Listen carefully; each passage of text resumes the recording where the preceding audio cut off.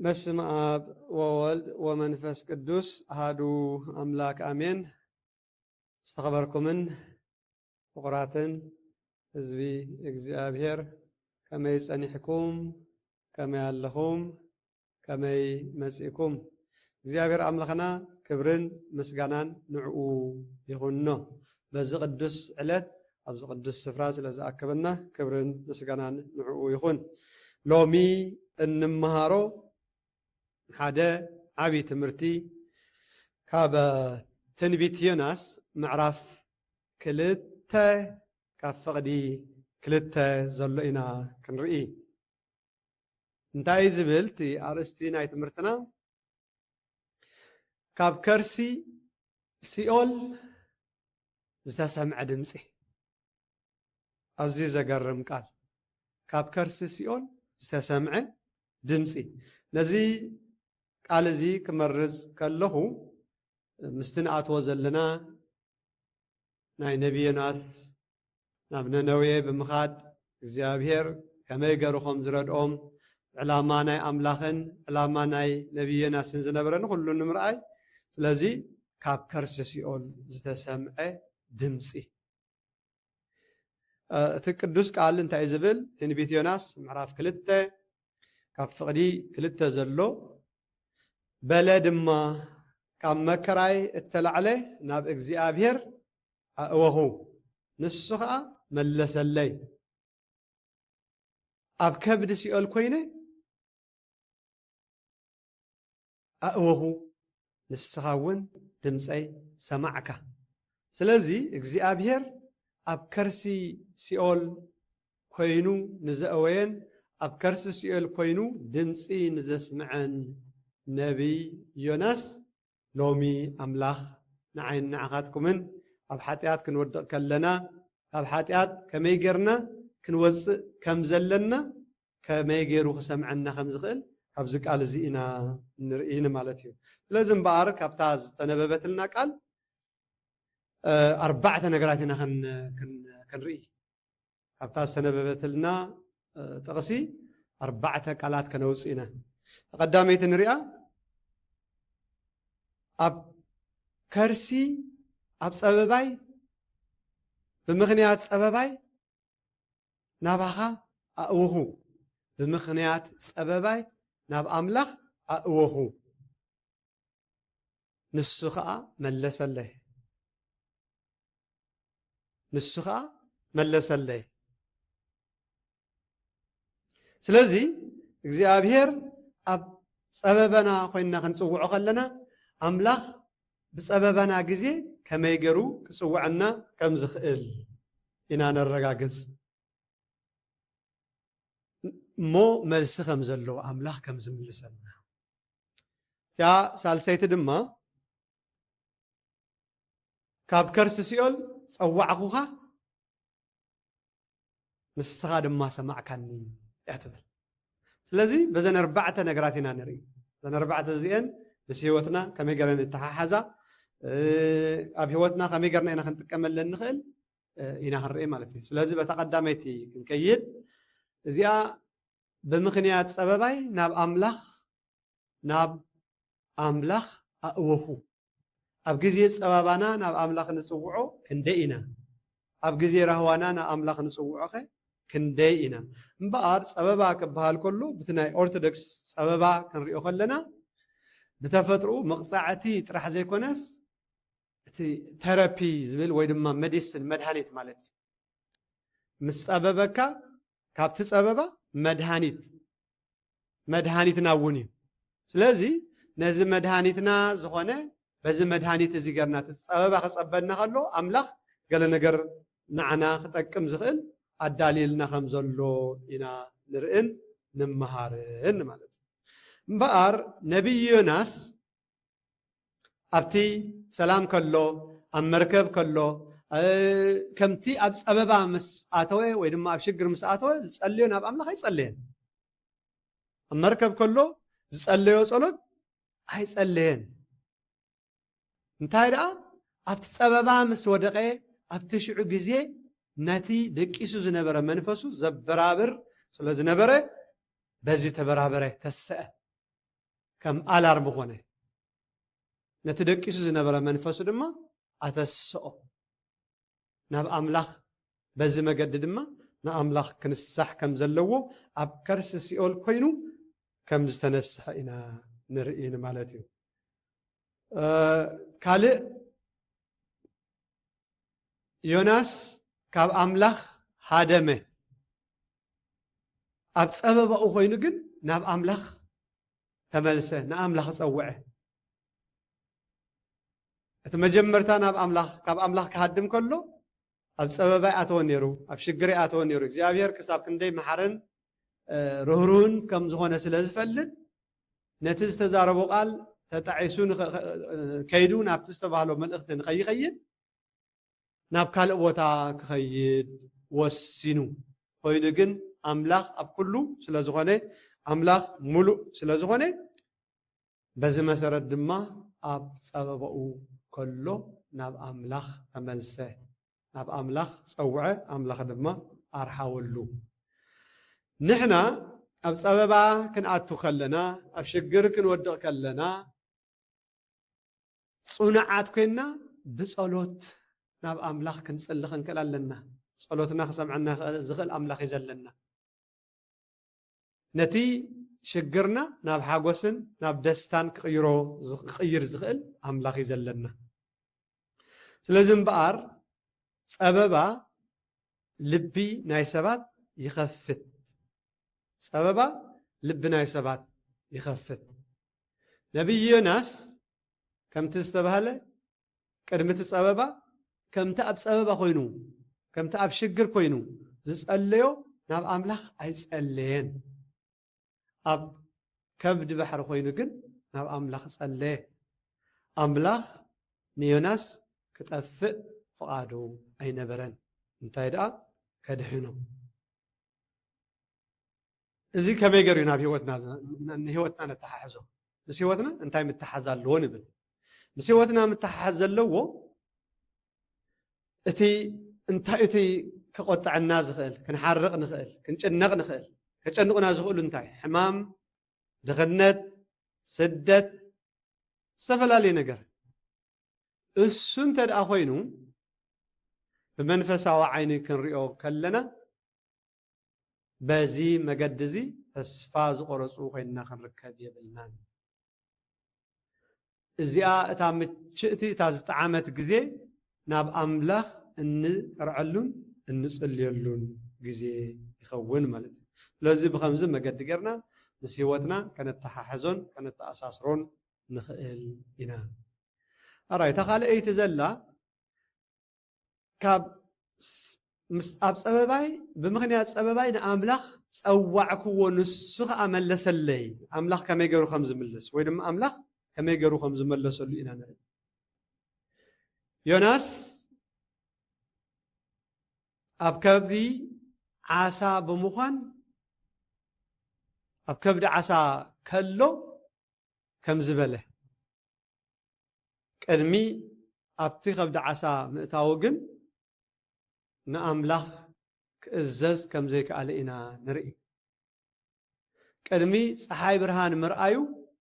أملاخ كم يجرهم زملسلو أكبد عسى خوينو أبت جهنم خوينو أب سلام خوينو أم مستنفاس زي بلو هو خوينو أملاخ كم زملسلو تزاربه أملاخ نحنا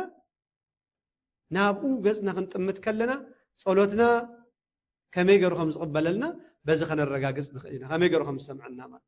لازم بقى ناس برهان صحي كرأي خلو أب وشتي كبدنا عسى خوينو أملاخ ملس خمس هابو تزاربه زين تا إزرقنا أتي زلع علينا إمنتو كساب كن منتاي أملاخ إمنت كم زجبره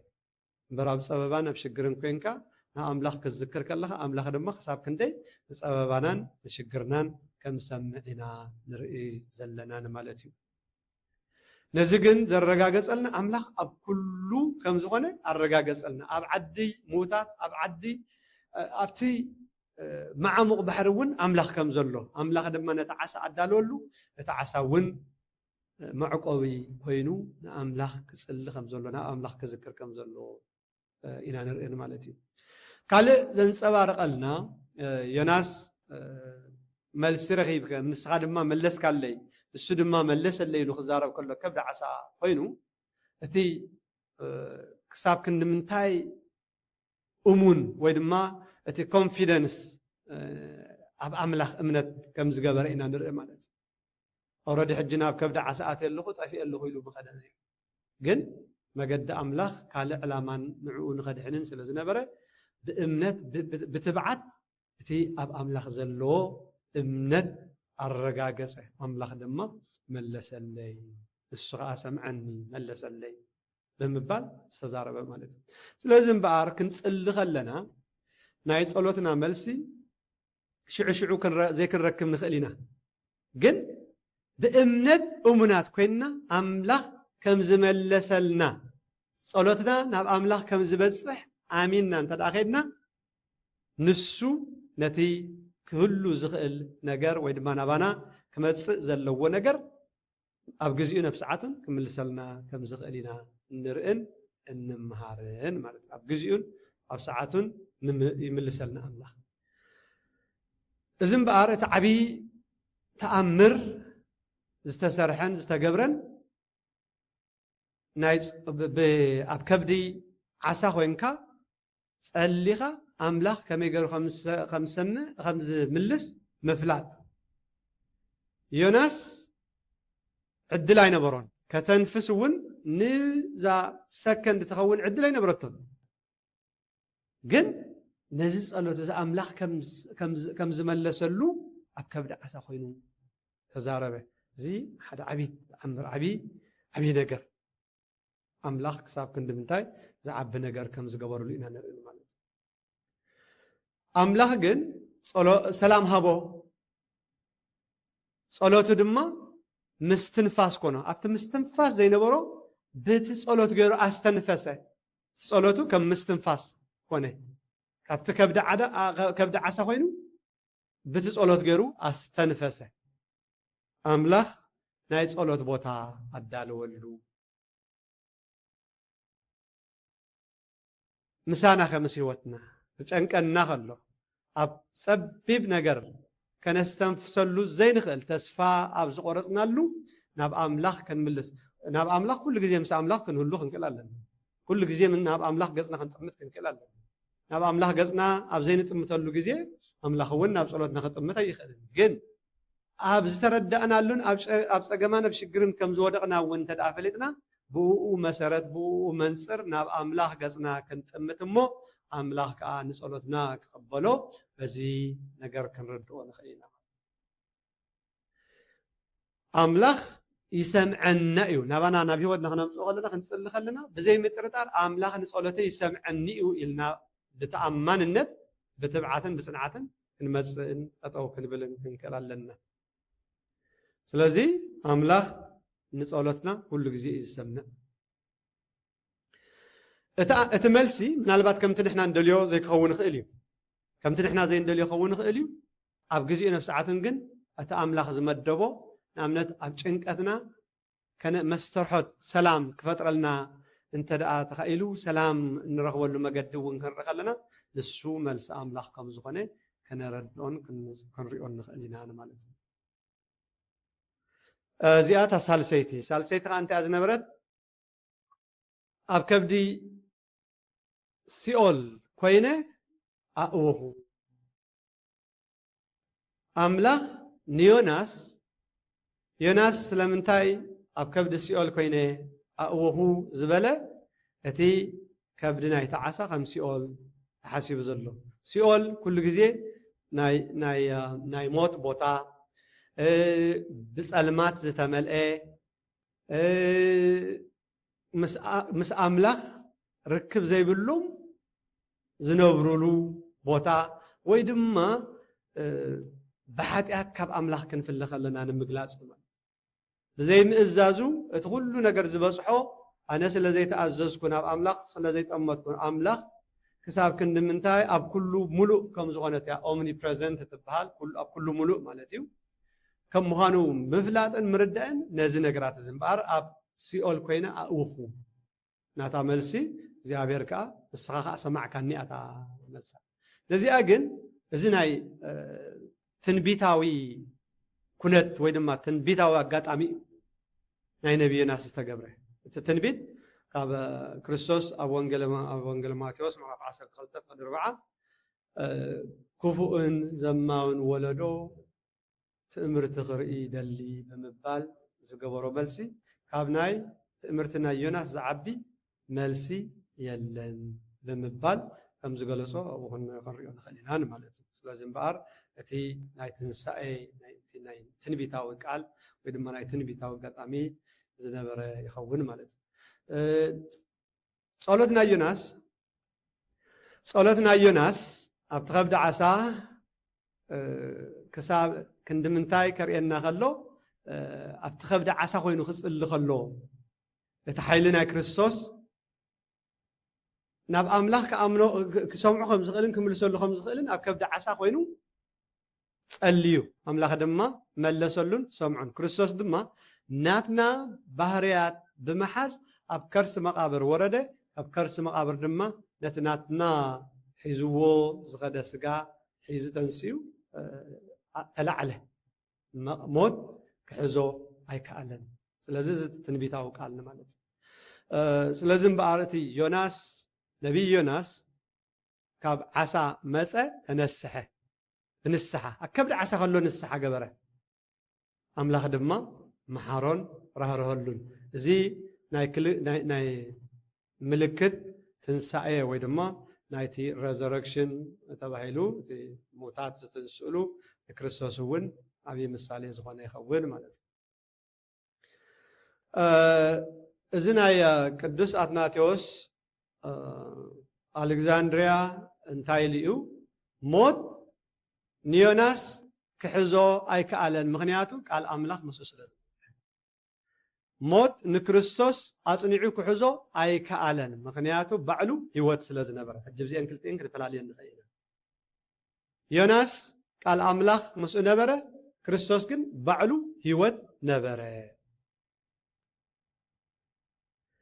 እዚ ከመይ ገይሩ ናብ ህይወትና ክመጽእ ይኽእል ሲን እቲ ሓጢአት ንዓና ልቢ ከም ናይ ልቢ ናይ ሲኦል ይኸውን እታ ሲኦል ሙታት እታ the soul that has died in sin እታ ብሓጢአት ዝሞተት ነፍሲ ንሳ ኣብ ጸልማት እያ ትነብር እዩ ማለት ምክንያቱ ብሓጢአት ተፈሊና ንነብር ካብ ኣምላኽ ተፈሊና ንነብር እንተደሃሊና ኣብ ጸልማት ኢና ንነብር ዘለና ስለዚ ካብዚ ጸልማት እዚ ከውፀና ዝኽእል ብርሃን ዓለም ዝኾነ ክርስቶስ ናይ ኩሉ ብርሃን ዝኾነ ክርስቶስ ስለዝኾነ ናብ ክርስቶስ ክንመጽእ ግዴታ ይኾነና ናብ ክርስቶስ ከብርሃልና መታ ናብኡ ክንመጽእ እታ ምስ ህይወትና እተኸነተሓዛዛ ሳልሰይቲ እታ ዝዓበየት ነገር ክንገብራ ዘላትና ብንስሓን ብጸሎትን ናብ ኣምላኽ ክንምለስ ከለና ኣምላኽ በዲለከ ኣምላኽ በዲለ ንሓጢአተይ ይቕረበለና ኢልና ብንስሓ ክንምጽእ ከለና እዩ እቲ ዋና ነገር ማለት እዚኣታ ራብዐይቲ ናይ መወዳእታ እንታይ እያ ትብል ንሱ ከዓ ሰምዓኒ እቲ ምስማዕ ክበሃል ከሎ ኣብ መጽሓፍ ቅዱስ እቲ ፕራክቲካል ኣክሽን ዝበሃል ኣሎ በቃ ግብራዊ ዝኾነ ስጉብትታ እዚ እምበኣር እቲ ድምፂ ናይ ዓወት ወይ ድማ ናይ ትንሳኤ ምስማዕ ማለት ካልእ ጎይታ ንዮናስ ሰምዖ ነቲ ዓሳ ድማ ኣዘዞ እቲ ዓሳ መሰጋገሪ ናይ ህይወት ኮነ እዚ ዘንጸባረቐልና እንታይ እዩ እቲ ዓብዪ ዝኾነ ምስጢር ሞት ብሞት ተሰዕረ ዝብል ክርስቶስ ንሞት ብሞት ከም ዝሰዕረ ዝገልጸልና ማለት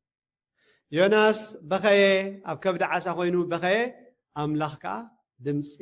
ናይ ዮናስ ሰምዐ ካብቲ ከብዲ ባሕሪ ወይ ድማ ካብቲ ከብዲ ዓሳ ድማ ኣውፅኦ እዚ ናይ ዮናስ መዝሙር ኣብ ከብዲ ዓሳ ኮይኑ ዝጸለዮን ዝዘምሮን ንሕና ከዓ ክንዝምሮ ኩሉ ግዜ ክንዝምሮ ዝግበአና እዩ ምክንያቱ ድምፁ ተሰምዐ እዚ ድምፂ እዚ እንድሕር ተሰሚዑ ሞት ከዓ ህላውነቱ የጥፍእ ማለት ኣብዚ ካብ መዝሙር ዳዊት ምዕራፍ 16 ፈቅዲ 10 ዘሎ ክንርኢ ንኽእልና 130 ካብ 1 ክሳብ 2 ዘሎ እውን ክንርኢ ንኽእል ኢና ናይ መወዳእታ ክንርኢ ሕጂ ቅልጥፍና እዚ ታሪክ እዚ ናይ ዮናስ ጥራሕ ዘይኮነ ናትና እውን ናይ ነፍሲ ወከፍና ከም ዝኾነ ክንርድኦ ይግበአና እዚ ፀበባ ኩሉ ግዜ ፃውዒት ናይ ኣምላኽ ብንስሓ ክንምለስ ስለ ዝደልየና እዩ እቲ ምምላስ ናይ ኣምላኽ ክምልሰልና እቲ ፕራክቲካል ኣክሽን ዝበሃል ወይ ድማ ግብራዊ ዝኾነ ስጉምቲ ኣምላኽ ናብ ሂወትና ይኣቱ እዚ ከዓ ዓብይ መልሲ ይምልሰልና እቲ ሲኦል ዝበሃል እዚ ከዓ ቦታ ናይ ሓጢኣት ኣብ ሓጢኣት ንወድቀሉ እቲ ብሓጢኣት ወዲቕና ግን ንከይንተርፍ ናብ ክርስቶስ ገጽና ምስ ተመትና ብንስሓ ምስ ተመለስና ክርስቶስ ከዓ ነዚ ነገራት እዚ ክመልሰልና ወይ ድማ ክድምሰልናን ከጥፈአልናን ስለ ዝኽእል ብንስሓ ከዓ ክንምለስ ስለ ንኽእል ማለት እዚ እታ መስማዕ ትብል እዚ እቲ ብስልጣን ኣምላኽ ካብ ሞት ናብ ሂወት ዘሰጋግረልና መገዲ ስለ ዝኾነ ብሕፅር ዝበለ ነታ ኩላ ክንብላ ፀናሕና በዚኣ ጌርና ነጠቃልላ ንኽእል ኢና ስለዚ እግዚኣብሔር ኣብ ዝወደቕናሉ ከተንስአና ዝኽእል ኣብ ፀበባና ክረድአና ዝኽእል ኣምላኽ ስለ ዝኾነ ከምቲ ንነቢይ ዮናስ ኣብ ከብዲ ዓሳ ኣትዩ ካብኡ ኣውፅኡ ሂወት ዝሃቦ ንዓና እውን ካብ ፀገምን ካብ ሽግርን ካብ ሓጢኣት ወዲቕና ኣብ ሓጢኣት ወዲቕና ንኸይንተርፍ ኣምላኽ ክሳብ ክንምንታይ ከም ዝረድአና በዚ መገዲ እዚ ክንርዳእ ንኽእል ኢና ክብሪ ንእግዚኣብሔር ኣቦን ወድን መንፈስ ቅዱስን ይኹን ሎሚ ኩሉ ሳዕ ንዘለኣለም ዓለም ኣሜን